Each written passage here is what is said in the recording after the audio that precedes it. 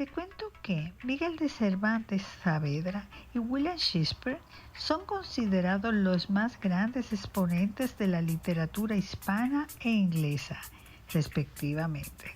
Ambos murieron el 23 de abril de 1616.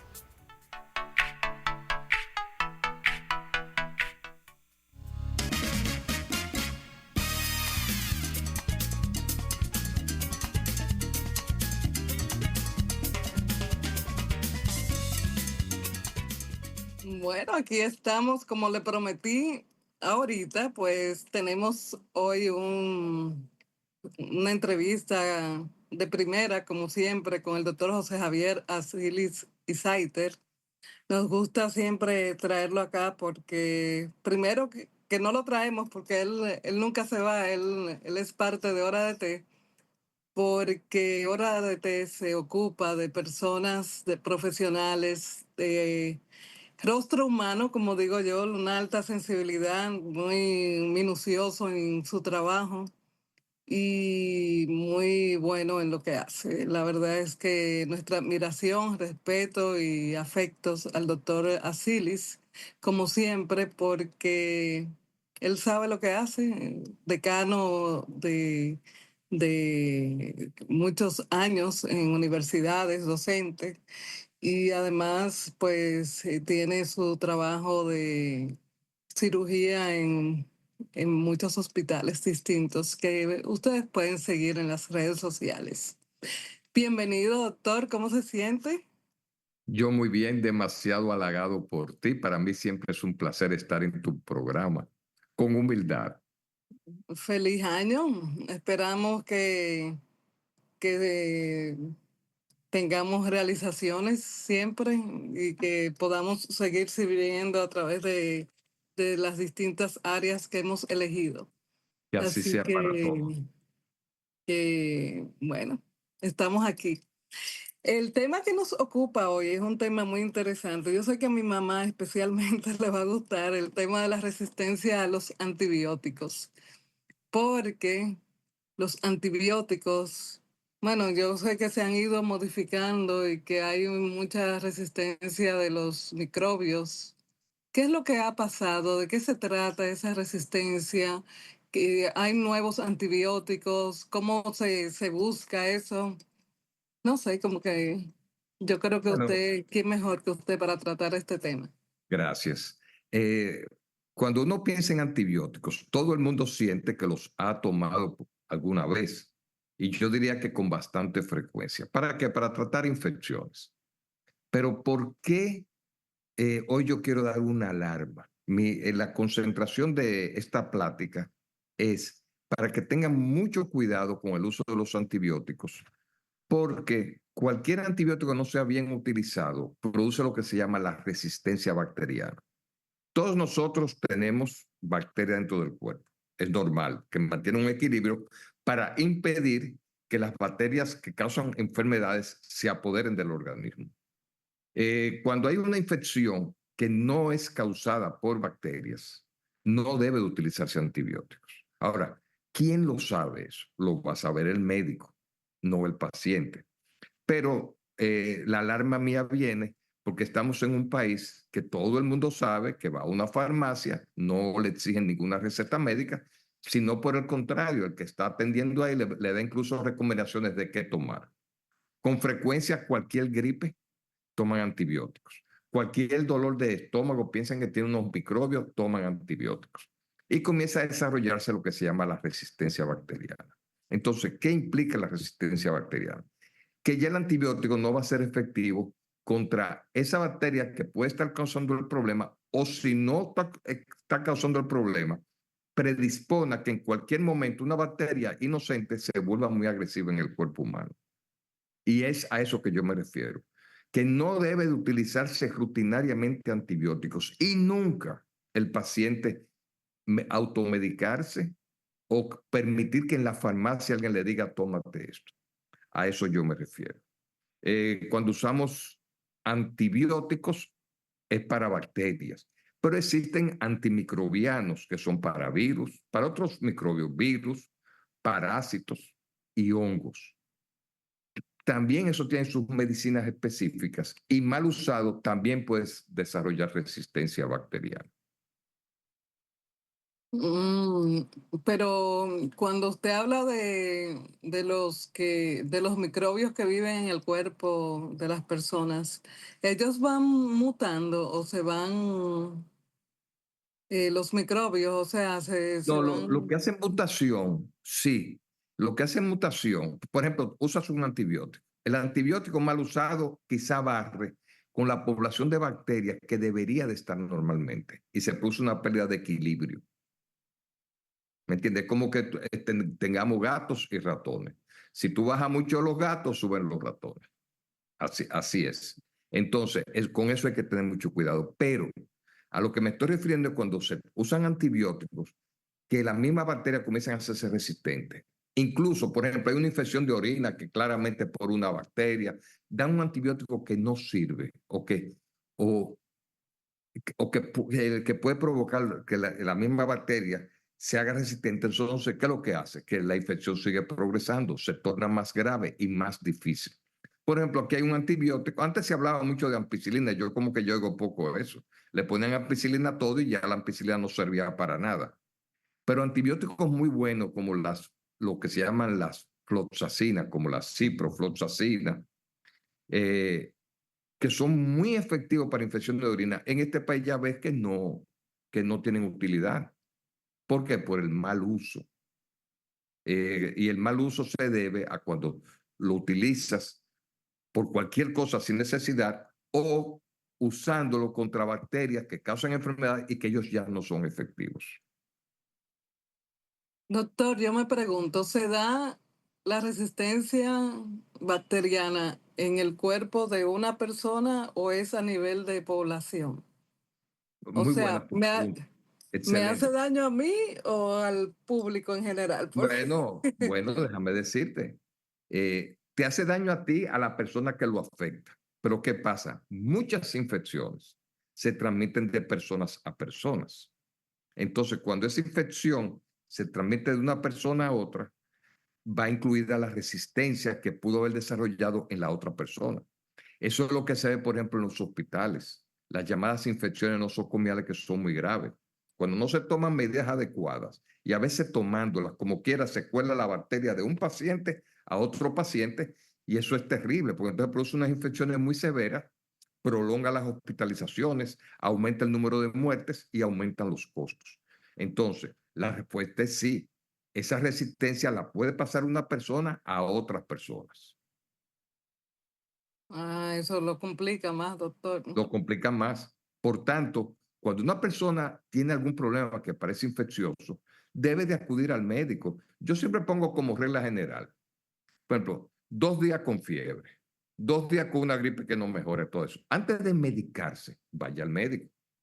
No es que a la primera fiebre, unas horas, bueno, está bien, pero si te vas a medicar contra la fiebre, no es con antibióticos, te baja la fiebre con un calmante, pero nunca utilizar antibióticos por decisión propia o porque te lo dijo el de la farmacia. Ese es lo primero que tiene que tener la persona presente, que ojalá les quede a todos. No usar antibióticos porque a una persona amiga se lo indicó un médico o porque yo fui a la farmacia o porque yo siempre uso esto. Hay muchas enfermedades que son autolimitadas, es decir, solitas se van. La mayoría de esos procesos gripales, todo en 2 días están listos.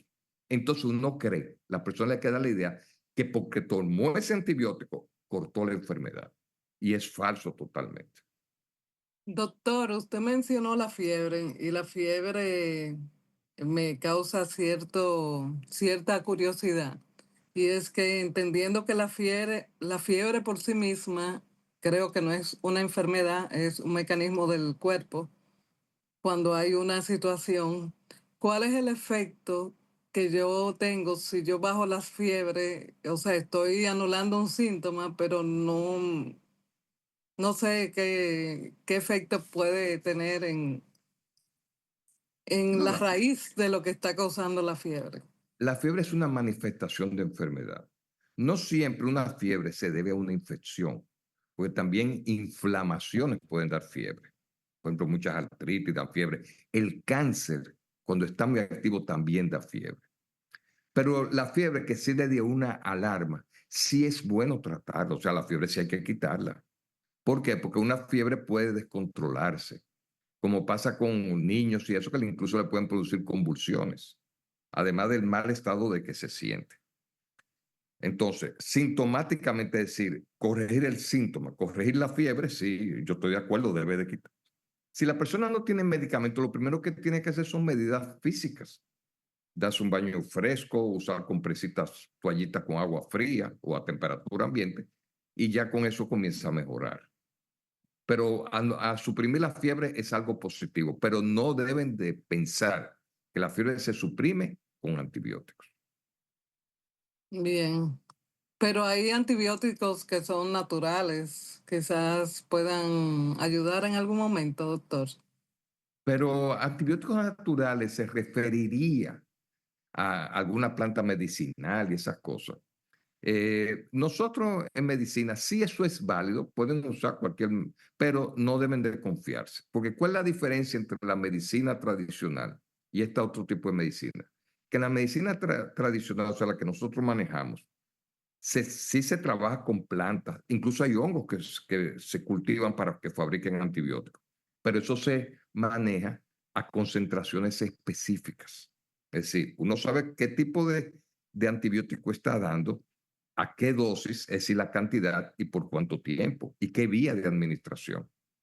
Entonces, ¿qué le digo? Uno tiene que respetar ese tipo de medicina, no es mi línea. Yo como quiera, aunque sean creyentes de una medicina alternativa, mi consejo es que solamente los síntomas, o sea, usted tiene dolor, trate de quitarse el dolor. Tiene fiebre, trate de quitarse la fiebre.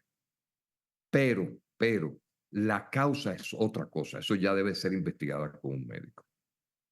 Claro, ¿cuándo debe, en qué momento es el momento idóneo para visitar al médico? Yo diría que esperar 2 días. Ahora, hay personas que tienen antecedentes. ¿Tú sabes cuál es un problema muy común? Las infecciones de vía urinaria. Hay personas que repiten mucho. Mujeres que repiten mucho las infecciones de vía urinaria, que se dan cuenta de que la tienen, y hombres que albergan la infección, o sea, las bacterias dentro de la próstata, de repente vuelven y salen. Si se automedican, eso está condenado al desastre. Ahí vamos a suponer que tiene el malestar. Lo que no se puede tomar un calmante para quitarse el malestar y la fiebre, pero inmediatamente acudir al médico. En caso de infección, el médico le va a ordenar un cultivo. Y dependiendo de ese cultivo va a venir la selección de antibióticos. Últimamente, y esto está tan serio, que para esa infección urinaria no hay antibiótico efectivo por boca. Hay que usar intravenosos, son costosísimos. Por eso es que quizás a veces escuchas de que hay personas que la hospitalizaron porque tiene una infección de orina. No era grave, pero el seguro médico le cubre si está hospitalizada. Entonces, es otra cosa. Los antibióticos no pueden usarse cualquier día. Yo dejé, ok, lo estaba tomando 2 días, ya me sentí mejor y lo paré. Eso es un error porque eso sí provoca también mayor resistencia bacteriana. Es decir, lo que diga el médico y siguiéndolo adecuadamente. Ahora yo Doc- estaba conversando con un médico sobre una persona muy querida mía, ya de edad, que tiene una neumonía muy severa. Están usando unos super antibióticos, ya él comenzó a mejorar, pero nos estábamos advirtiendo mutuamente que aunque él se sienta mejor, él va a tener que cumplir quizás 10, 14 días de tratamiento, aunque se la pase de que muy bien en la clínica. Para el tratamiento previamente, bacterias que quedan escondidas comienzan a reproducirse, pero ya vienen con resistencia. Mm. Doctor, usted mencionó algo interesante que me hizo recordar una discusión que escuché sobre la interacción del antibiótico y el alcohol, donde yo escuchaba que ningún antibiótico decía que no se tomara alcohol y otros decían que verdaderamente no se debía de tomar alcohol porque anulaba los efectos del antibiótico. Finalmente, ¿qué pasa con el alcohol y qué pasa si una persona toma alcohol y se olvida que estaba tomando antibiótico, que puede darse la posibilidad si tiene que reiniciar un tratamiento o algo así, o debe consultar al médico? Mira, no todos los no todos los antibióticos son interferidos por el alcohol. El alcohol sí, ante algunos antibióticos, puede aumentar, por ejemplo, la excreción en la orina del antibiótico y eso lo hace menos efectivo. Y hay otro mecanismo por lo cual el antibiótico debe de bloquear. Uno, como para que lo recuerden las personas, le dice, no tome antibiótico cuando te estás, no tome alcohol cuando estás recibiendo antibiótico. Perdón, déjame alimentar la computadora. Pero, eso es como un refuerzo general de que tengan esa idea. Y yo lo comparto. Pero lo correcto es que cuando una persona se va a someter a un tratamiento, lo primero que debe hacer es leer ese papelito que viene con los medicamentos y leer todas esas letras chiquitas, todos los efectos secundarios, todas las interferencias medicamentosas o con sustancias. Eso es lo que debería hacer el paciente. Más que automedicarse, decir, bueno, ya el médico me lo indicó, yo como quiera me voy a leer esto. Porque hay muchos antibióticos que el alcohol no tiene que interferir. Hay otros que sí. Entonces te digo, como medida general, como para simplificar las cosas, no dicen, no tome antibiótico con alcohol. Pero específicamente no lo es con todos. Mi consejo es que aprendan a leer bien ese papelito que viene incluido con cada medicamento para que lea bien los efectos secundarios. Y entonces Bueno, le pregunté al médico, porque a veces cuando leen los efectos secundarios dicen, ay no, pero eso yo no me lo voy a tomar. eso Pero le iba a claro, decir que cualquiera no se toma nada después que no, porque lee te van a todo eso. decir quizá eso es un 1%, pero ahí es muy importante la opinión del médico, porque uno cuando indica algún medicamento, uno considera los efectos secundarios, las posibilidades de que aparezca, de cuál es la prioridad. Si la prioridad es, aunque tenga un riesgo, es lo primero eliminar lo que está causando el problema. Entonces, eso se hace junto de la mano. La medicina moderna demanda que el paciente asuma responsabilidad de lo que le están dando, se entienda lo que está pasando. Pero también implica que su mejor colaborador es el médico y el mejor colaborador del médico es el paciente cuando coopera. Es decir, tenemos que comenzar a cambiar ciertas actitudes.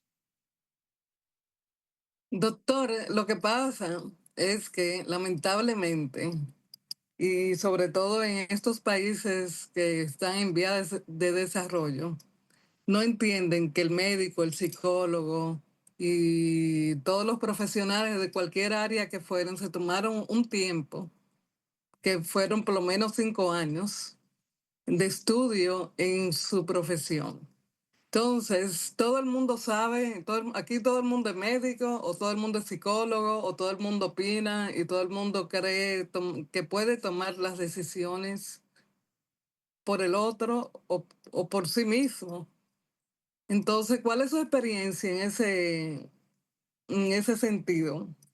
Bueno, yo estoy de acuerdo completamente contigo. El dominicano nace sabiendo y para todo tiene una solución. Sin embargo, ¿qué estamos haciendo tú y yo ahora? Tratando de llevar un mensaje de educación al paciente. No es que recuerde todo lo que se dijo exactamente, que le quede una idea.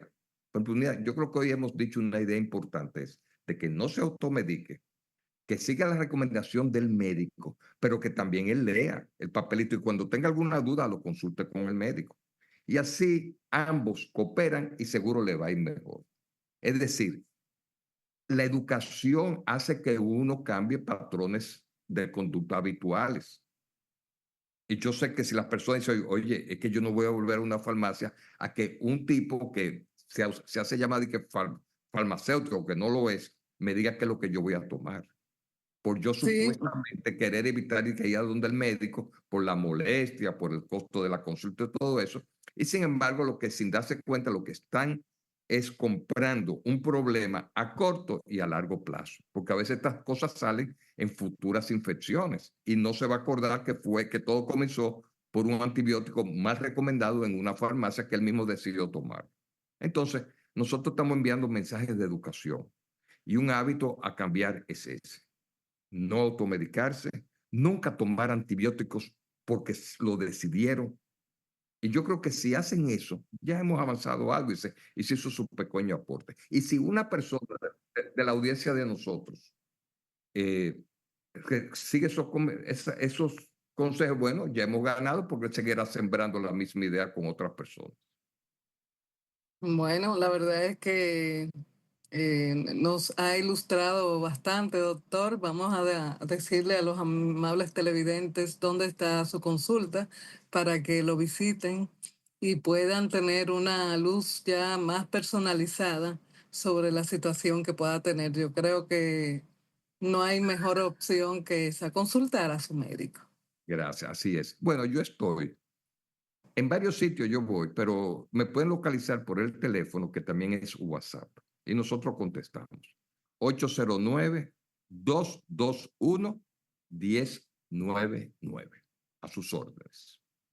Bueno, gracias, doctor José Javier Asilis. Vamos a recordar que en el Instagram está también el doctor Asilis con el centro, ¿cómo se llama el centro De de varices, que venas, lo de tengo, varices, sí, que de lo esas tengo venas ahí accesible. varicosas que son Lo tengo tan ahí accesible, molestas? pero también yo hago mi cirugía general y laparoscópica y también cirugía de vena, por supuesto.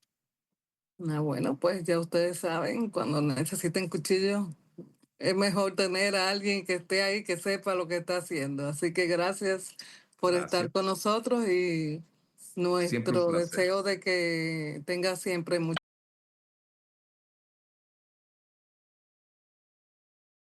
Buenas para tardes. nosotros. Gracias. Linda tarde. Bendiciones. Bye bye. Señor director, vámonos a pausa.